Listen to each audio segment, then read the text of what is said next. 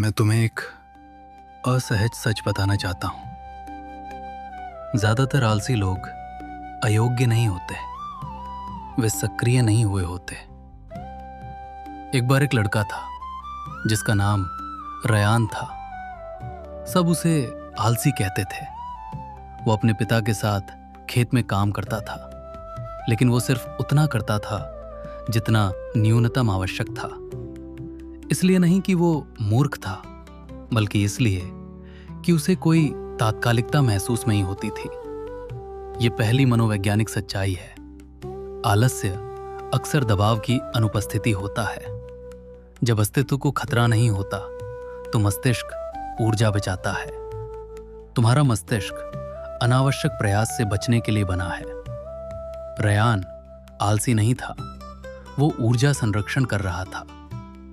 Ryan ने खेत में रस्सियां बांध दी ताकि उसे पक्षियों को भगाने के लिए भागना ना पड़े। ये कमजोरी नहीं थी, ये अनुकूलन था। लेकिन समस्या ये है, जिम्मेदारी के बिना अनुकूलन ठहराव बन जाता है। जब उसके पिता बीमार पड़े और फसल सूखने लगी, रयान पहली बार परिणामों से टकराया। उसके निष्क्रिय रहने का असर किसी ऐसे व्यक्ति पर पड़ा जिससे वो प्रेम करता था, और यहीं से सब बदल गया। उस रात तारों के नीचे रयान ने आलस महसूस नहीं किया, उसने खुद को बेकार महसूस किया। दोनों में फर्क है। जब जिम्मेदारी वास्तविक हो जाती है तो आलस्य गायब हो जाता है। यह दूसरी मनोवैज्ञानिक सच्चाई है। एक मजबूत भावनात्मक कारण आराम को मात दे देता है। जब उसने प्रतियोगिता और सोने के संदूक के बारे में सुना, उसका मस्तिष्क मोड़ बदल गया। ऊर्जा संरक्षण से जीवन रक्षा में, निष्क्रिय से रणनीतिक में।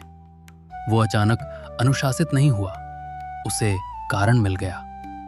झील के पास उसने मजबूत लोगों को देखा, ताकतवर लोग, अच्छे तैराक, और उसने एक महत्वपूर्ण बात समझी। अगर मैं उनकी ताकत से मुकाबला करूंगा तो हार जाऊंगा। इसलिए उसने खेल बदल दिया। वो ज्यादा तेज नहीं तैरा, उसने एक बेड़ा बनाया। ये तीसरी मनोवैज्ञानिक सच्चाई है। आलसी दिमाग अक्सर रचनात्मक दिमाग होता है।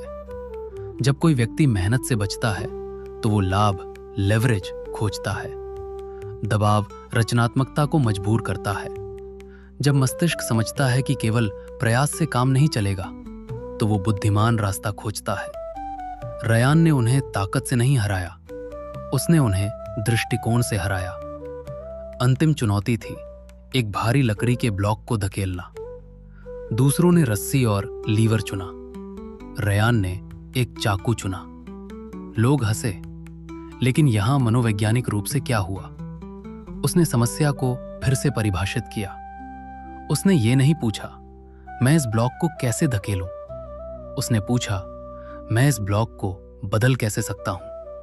उसने उसे गोल आकार में तराश दिया। उसने घर्षण कम कर दिया। उसने प्रतिरोध को गति में बदल दिया। ये चौथी मनोवैज्ञानिक सच्चाई है। बुद्धिमान लोग ज्यादा जोर नहीं लगाते, वे बाधा को फिर से डिजाइन करते हैं। क्या रयान मेहनती बन गया? नहीं, वो सक्रिय हो गया। ये बड़ा अंतर है। दबाव से पहले वो ऊर्जा बचा रहा था, दबाव के बाद वो ऊर्जा को दिशा दे रहा था। वो कभी कमजोर नहीं था, वो एक कारण का इंतजार कर रहा था। जो लोग खुद को आलसी कहते हैं, वे टूटे हुए नहीं हैं।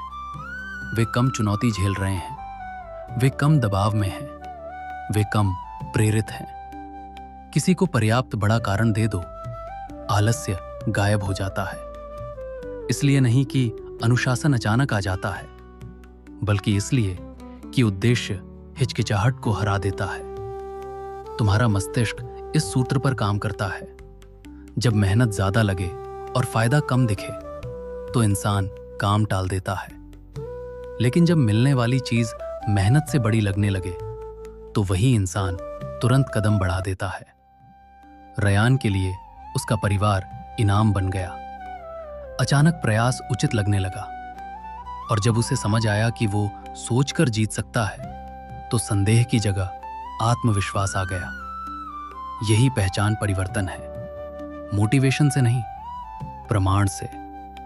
अगर तुम्हें अभी आलस महसूस हो रहा है, अपने आप से पूछो, क्या मुझ में क्षमता की कमी है या कारण की? क्या मुझ में ताकत की कमी है या तात्कालिकता की? क्योंकि कभी कभी जिसे तुम आलस से कहते हो वो केवल अप्रयुक्त क्षमता होती है। रेयान कोई और नहीं बना, वो वही बना जो वो पहले से था। जब कुछ सच में मायने रखने लगा तो कुछ ऐसा खोजो जो मायने रखता हो, और देखो तुम्हारा दिमाग वास्तव में क्या कर सकता है।